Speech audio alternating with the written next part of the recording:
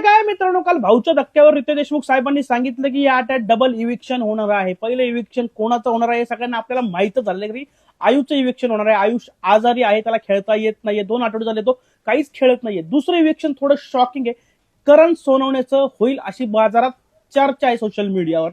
करण सोनवणेचं eviction का होईल याचं एकमेव कारण मित्रांनो तुम्हाला मी सांगतो. करण आणि प्राजक्तामध्ये बघा एक बाल्कनीमध्ये बसून चर्चा झाली होती की बिग बॉसने आधी प्राजक्ताची कौतुक केलं होतं बघा, स्ट्रॉबेरी वगैरे झालं होतं, तेव्हा बिग बॉसने सांगितलं की तुम्ही छान दिसताय, स्ट्रॉबेरी गोड निवडली. पण करण यांचा चेहरा लाल काय झालाय आणि त्यानंतर काही तासानंतर बाल्कनीत बसून या दोघांची चर्चा झाली होती की बिग बॉस तुम्ही तुमच्या कंट्रोलमध्ये राहा. त्यावेळेस प्राजक्ता करणं सांगत होते असं नको बोलू, त्यांना वाईट वाटेल काहीतरी वेगळं वाटेल, हा महत्वाचा गेम आहे. तेव्हा करण प्राजक्ताला म्हणत होता तुला हा बिग बॉसचा गेम महत्वाचा आहे, मला नको सांगू. हेच कुठेतरी बिग बॉसने लक्षात ठेवलं असेल आणि ह्याच कारणामुळे या आठवड्यात त्याचं इव्हिक्शन केलं गेलं असेल, त्याचा इश्यू न करता.